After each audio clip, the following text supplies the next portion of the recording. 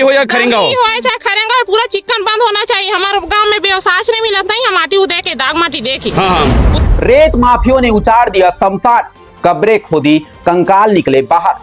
धमतरी के खरेंगा में पूर्वजों का अपमान या सिस्टम की नाकामी। देखना था चोरी करके ले गए थे और लाश निकले थे, 8 लाश निकल गई। 8 लाख मौत के बाद भी नहीं मिला चैन, कब्रों तक पहुंचा अवैध खनन का कहर। 3 ठग गाड़ी पकड़े और 10 ठग लाश देखे हैं। लाश भी निकले हैं। हाँ, लाश भी देखे हैं, निकले हैं और पूरा। कहते हैं इंसान की आखिरी मंजिल शमशान होती है, जहां उसे सम्मान के साथ विदाई दी जाती है, जहां अपनों की यादें दफन होती है, जहां लोग श्रद्धा के साथ अपने पूर्वजों को याद करने पहुंचते हैं। लेकिन सोचिए, अगर उसी शमशान की जमीन को खोद दिया जाए, अगर वर्षों पहले दफनाए गए लोगों के कंकाल रेत के ढेर में बिखरे मिले, अगर परिवार को यह भी पता ना चले कि उनके अपने आखिर कहां हैं, तो क्या गुजरेगी उन लोगों पर। वहाँ से जो प्रतिबंधित क्षेत्र है शमशान घाट, वहाँ से करीबन 9 से 10 लाख लाश निकल चुका है।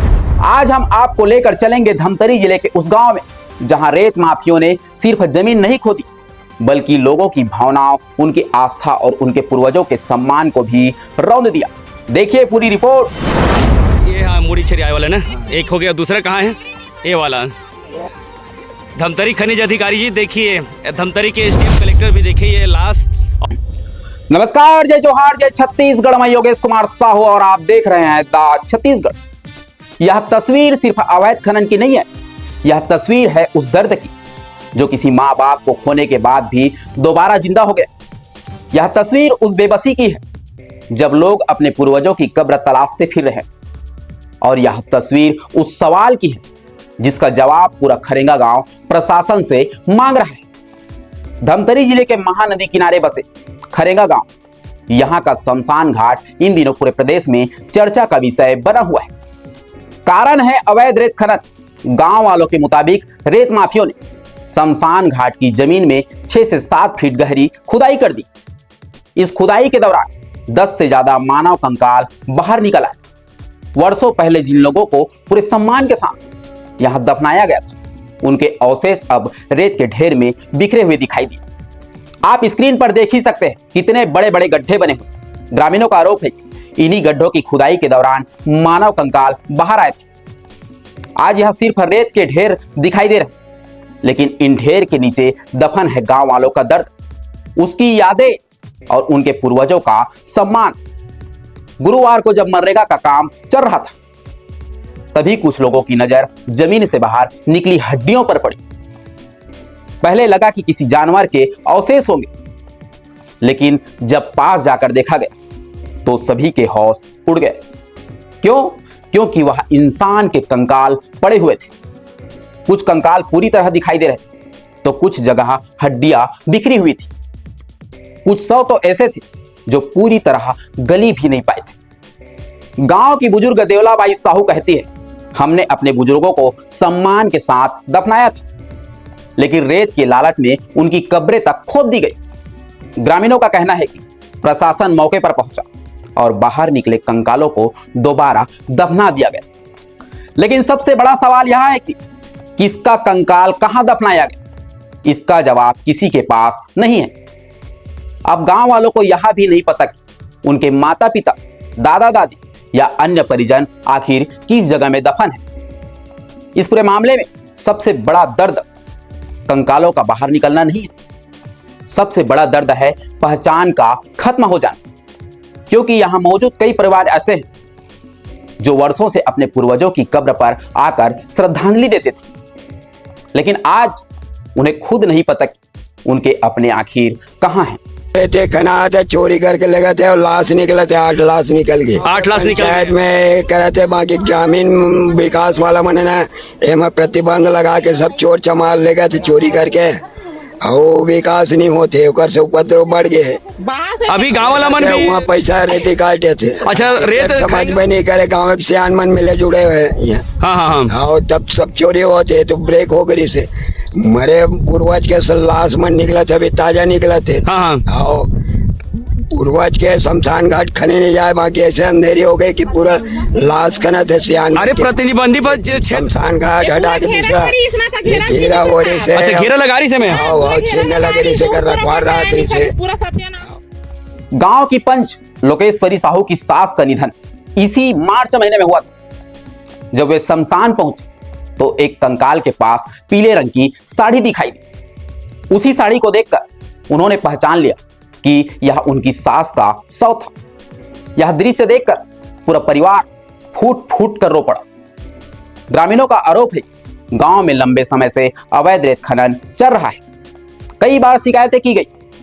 आज वही रेत खदान के मामले में आज कार्रवाई किया जा रहा है, क्योंकि हमारे गांव में हम लोग ग्राम पंचायत से, ग्राम विकास समिति से जो निर्णय के रूप में बुनियादी करवा रहे हैं और उस बुनियादी का कोई मतलब ही नहीं हो रहा है।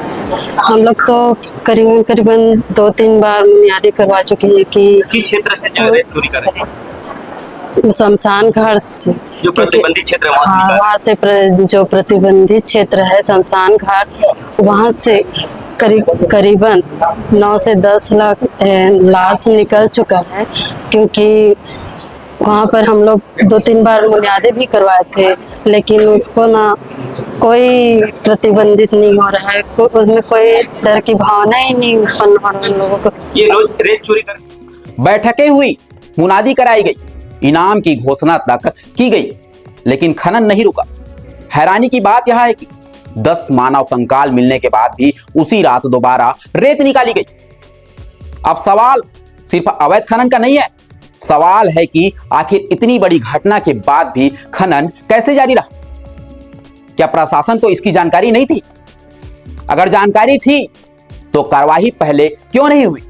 अभी गेरे ला महानदी में 15 जन महिला गेर हैं।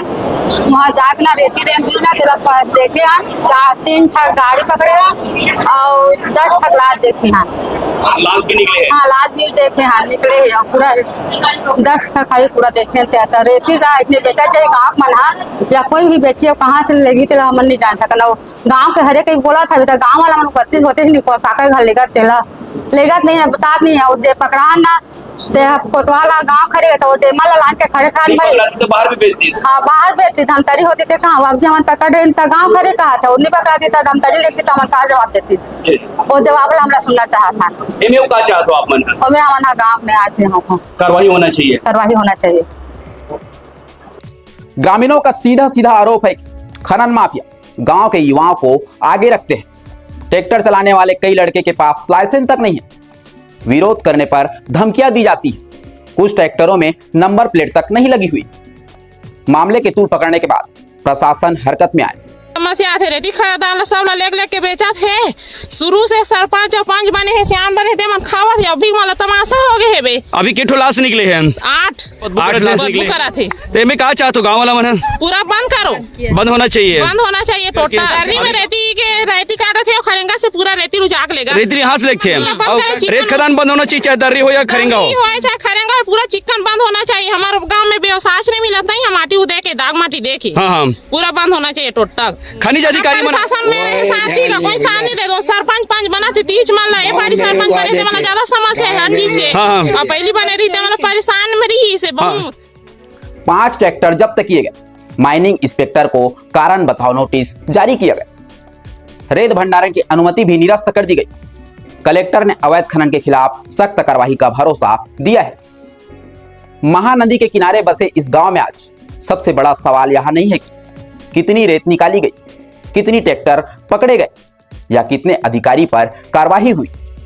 सबसे बड़ा सवाल यह है कि जिन अपनों को गांव वालों ने सम्मान के साथ अंतिम विदाई दी थी, उनकी पहचान अब कौन लौटाएगा? उनके कब्रों का पता कौन बताएगा? जहां लोग अपने पूर्वजों को याद करने जाया करते थे। रेत माफिया शायद रेत निकाल ले गए, लेकिन खरेंगा गांव से वे कुछ और भी छीन कर ले गए।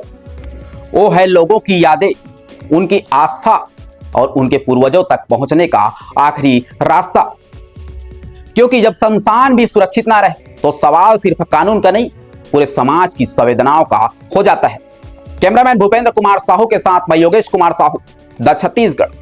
नमस्कार।